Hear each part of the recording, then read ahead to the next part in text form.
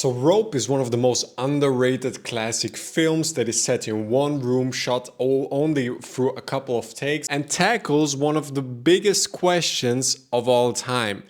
Is good and evil a matter of perspective? This cold-blooded and suspenseful thriller by Alfred Hitchcock, who was a devout Roman Catholic, actually comes to a conclusion that there is proof that we are all created beings by God and that truth is not subjective. So Rope is about two young and rich guys who get inspired by Nietzschean philosophy and decide to murder their friend and hide his body in the room in which they host a party for the family and friends of the guy they killed. There are a lot of one-take films like Birdman, Victoria, 1917, so this is something that you have seen before. But the special thing about Rope is that it was one of the first one-take kind of films ever. I mean, they couldn't actually pull it off in one continuous take because they were shooting analog and the film reel will eventually run out at one point. So the movie is actually shot with a number of takes that are blended together seamlessly. And back in 1948, when this film came out, it really got mixed reviews and it was like super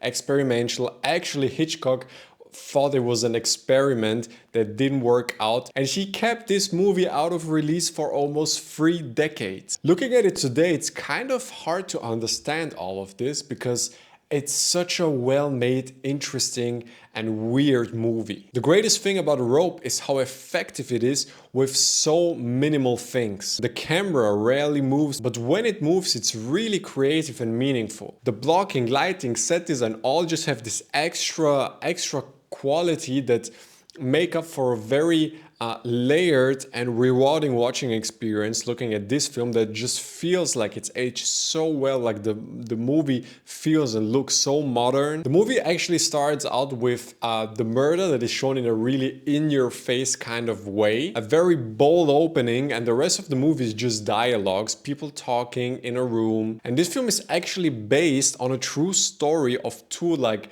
young intellectuals who actually killed their friends to prove their intellectual superiority, like they thought they were above morals. And later on, that was turned into a play that Hitchcock and his team adapted into this feature film. And one of the most prominent things that you'll find about Rope online is that it has been kind of co-opted by the LGBTQ community because of a supposed homosexual vibe the two main characters that are the murderers supposedly give off. Now, I was really surprised and confused when I found out about this. I actually found out that the original play actually had the two killers be gay, and looking at Rope, that this is something that certain audience members seem to read into the friendship the two main characters have, even though like sexuality and their relationship or anything like that isn't at all part of the movie. I don't have the Letterboxd movie review app anymore because of how much they censored on there and how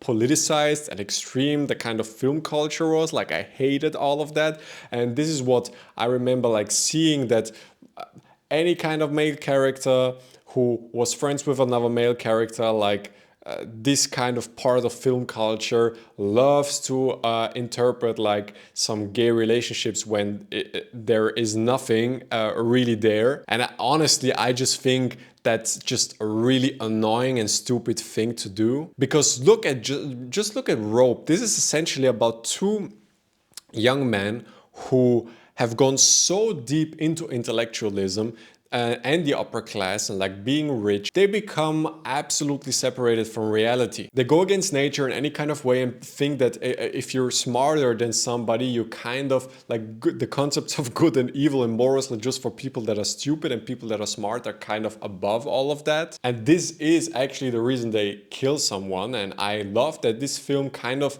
shows their reason for committing murder in a really shallow way, but this shallowness is purposeful because the movie uses it to deconstruct the assumption that good and evil are subjective, which they are not, because both of these characters think they're above all of that, and over the film's runtime they get kind of haunted by their own consciousness. Both of them really deal with their guilt, their shame, without anything really happening from the outside. It's just their internal way of being, like their human nature and their consciousness and their morals. It shows all of this, our values, not as something that is like cultivated, like we aren't cultivated to think that murder is bad. We believe that because it's deeply woven into our DNA, and doesn't matter in what kind of culture we are. And sexuality is at no point a topic of the film, but if you want to read this into the film, it only proves the point that these two characters have deviated so far from what is natural, what is good, and it proves the point that homosexuality, like murder, goes against what God wants for you, even though these two things are in two completely separate areas of life. And the whole homosexual debate aside, I want to highlight a few other biblical points the film makes. There's an interesting play between lightness and between light and darkness going on here. Like the bad guys feel really comfortable in darkness, while the good characters embrace light and always try to flick the light switch, and the bad characters kind of want the room to be really dark. Again, this is one of the more visual aspects, like the concept of light color, light intensity, darkness, everything between that. There's so much thought put into. I also love how at one point one of the characters starts talking about Lazarus and the biblical story behind all of that, and gets cut off by one of the killers, and it's just like he's triggered by the biblical parallel the film draws. I thought it was a really interesting move. While I was watching the film, I was so immersed and entertained, and like I thought it was just a thought-provoking experience. But I guess I just thought how, okay, this might turn out to be a really cruel movie that just shows me how evil human beings can be. But then there are the last like 20 minutes. And especially James Stewart's character. His performance is just absolutely amazing in this movie. And the last couple of scenes really make the point that this is a movie that shows any creation can turn against its creator. The two murderers in the film are fans of the teaching of the philosopher James Stewart plays, but they kind of have over-interpreted his philosophy of subjectivity and use it as justification for their murder. And James Stewart really feels guilty at the end of the movie that he kind of passively has provoked the thoughts that led to this murder. And I love how all the people that are kind of involved in all of that feel guilty in the end. Even the one who isn't actively committing the murder, all of them feel judged in the end. And yes, the creation can turn against its creator, just like humans can turn against God. The guilt of the characters at the end of Rope feel is proof that we have morals that aren't taught or cultivated by society, but woven into the way we are.